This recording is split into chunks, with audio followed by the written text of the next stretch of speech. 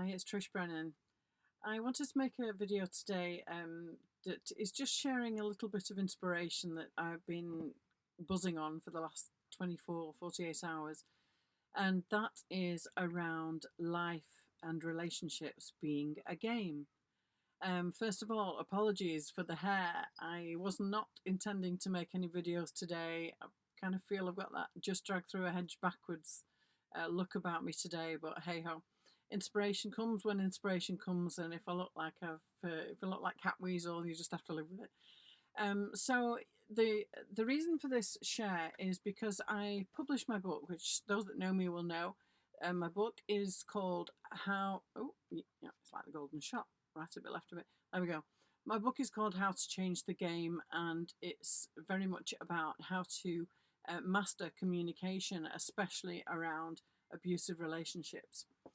Not exclusively, though, I have to say. It's very much about relationships, full stop, and communication skills. So I wanted to, because I've put the book out there with this title, it was a very deliberate choice of title, and I'm sensing some.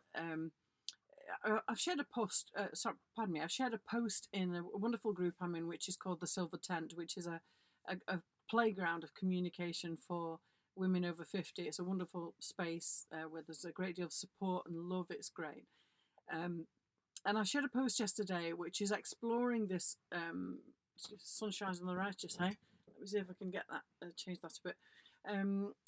Yeah, so it's exploring the matter of communication being a game, relationships being a game. And I wanted to put it out there because I felt some degree of reticence from one or two places I've shared my book. The kind of comments that would say life is not a game. And when you're in a really crappy relationship, then yes, I completely understand. I've been there, and my first visit with that idea that relationships are a game, I completely bought at the idea. I just did not want to see it that way, because then it meant things that were happening in my life were, to me, suddenly intentional, where I'd stayed within a harmful relationship, believing it to be all about hurt feelings and a desire to help the other party, and to tolerate really crappy behaviour because I felt that it wasn't intentional, because it wasn't understood what was really going on. But it was after my initial reticence, it was like a light bulb, like a lead weight had been lifted off my shoulder. So there's a couple of resources I want to drop in here for anybody that's interested in the subject. We've had an amazing discussion in the thread that's resulted from the comment about our relationships a game. Very engaging discussion. So there's a couple of things where I first came across this theory, if you like, or this worldview. And one was many years ago. I have tons of books I used to read voraciously at the time I was going through my marriage, and I studied NLP to master practitioner level. I did clinical hypnotherapy, and I read and read and read and studied the whole issue of relationships and communication, and that's why I'm working in this domain myself now. But the resources that really ticked the box for me were Eric Byrne, The Games People Play, and there's another one as well of his in the similar vein. I can't remember what the other one is called. And also a book probably loads of you have heard of called The Celestine Prophecy, which is very much about the power games we play in this physical life, to control dramas, he calls them in the book. How we come at relationships we learn by default more than anything else. Communication isn't traditionally taught in school, and therefore each generation passes on what they've learned about communication, and sometimes it's a big pile of poop.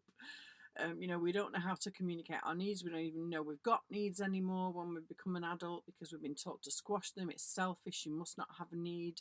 You look after everybody else's needs but disown your own. So we come at communication from this very disempowered place where we don't understand the power of communication. We don't understand the multi-level, the multi-layeredness of communication, i.e., it's not all this. There's much more to it than that. And when we start to learn it, it's just the most amazing, enlightening, fun, revealing, playful, wonderful subject ever. Um, I think a lot of the people I've known in my life would look at it as, oh, that's too heavy. It's, it's too much thinking. But let me tell you, it's the most fantastic subject, and it just absolutely changes everything about your life, the way you have relationships, the way you think about yourself. It's an amazing subject. So in those two books in particular, and also in other professional connections I've had, where the focus has been on what behaviour is. Behaviour is a form of communication, an unskilled form of communication for the most part, because we weren't taught how to get our needs met. And so we enter into these control dramas with one another, and we play games like, let's say somebody says, you might be feeling crap one day, and somebody says, or your partner might ask you, what's wrong, and you'll say, nothing. And we all know that that's not true. There's something wrong, but we're so not skilled in how to communicate what's really going on within us, and then therefore we start using language like, it's your fault, you never understand me, you just don't hear me, you don't listen to me, and all sorts of things. You can well imagine there'd be a million things that you would say rather than say the truth, which might be something like, I feel lonely, I feel unloved, whatever. And that real and honest communication then could give rise to a different kind of response, which would be to awaken the love in that other person, who then recognizes what's going on for you and wants to comfort you. And if we use the usual kind of language, which would be referred to, Marshall Rosenberg is a great proponent of communication, non-violent communication, he calls it. We tend to communicate in violent communication using his methodology. So we'll blame in our language rather than speak ownership language. I feel, it'll be you make me feel. And that's a blaming kind of language that only brings out possibly it's like a challenge to the other person. You might well inspire a response from them that's defensive. You might get counterattack, and therefore it becomes a drama instead of a straightforward communication. So nobody can make you feel anything. External circumstances can have a particular effect on you, but it's not somebody making you feel something. It's how you interpret the experience that gives rise to the feeling. So when we start looking at life as a game and relationships as a game, what happened for me when the penny finally dropped around that was, it was like, hallelujah, I now realize I've got power.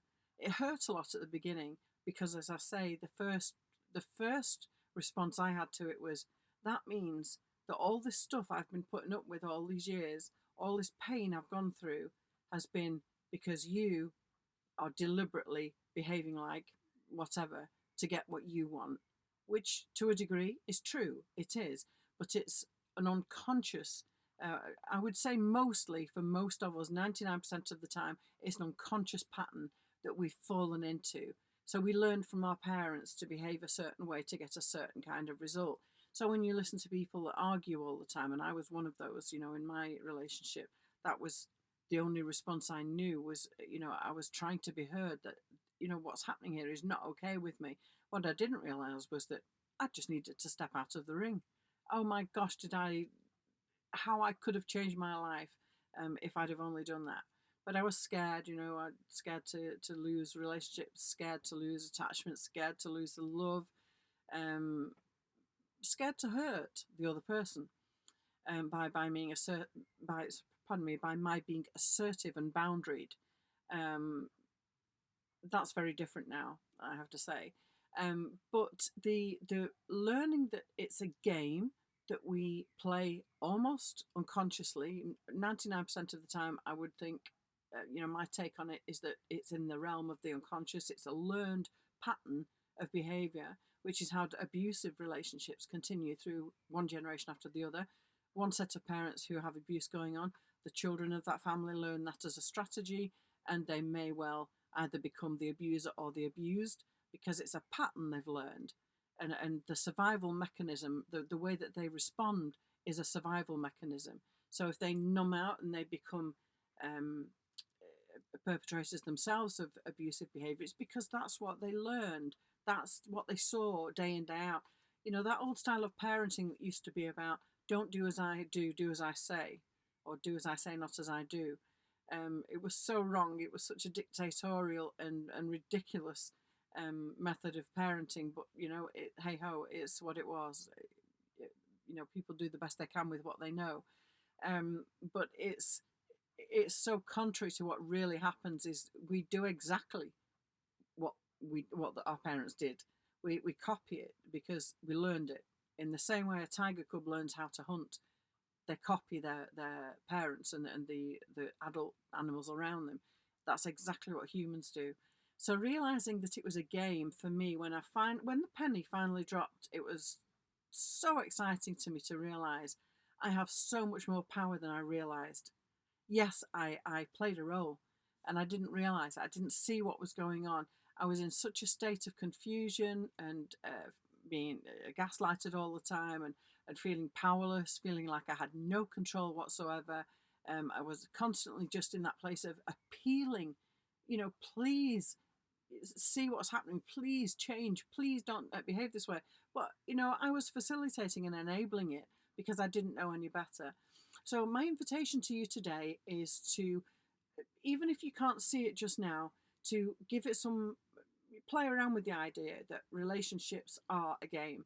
We just have to learn how to play it better.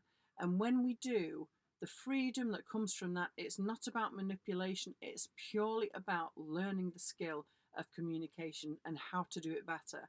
And your life will absolutely change 180. You just see that you have so much more power than you had.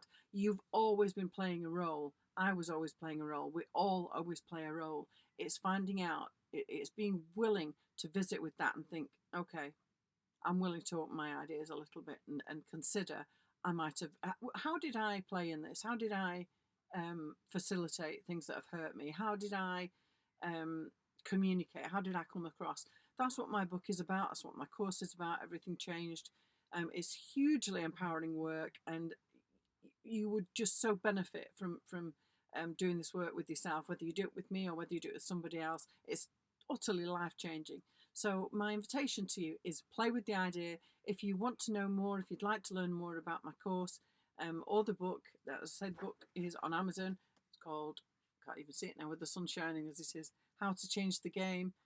You will learn so much, and the course will give you that one-to-one mentoring, so you've got the opportunity to learn and to share your experience and to ask questions and deepen your practice and deepen your understanding. So I hope that you'll consider that.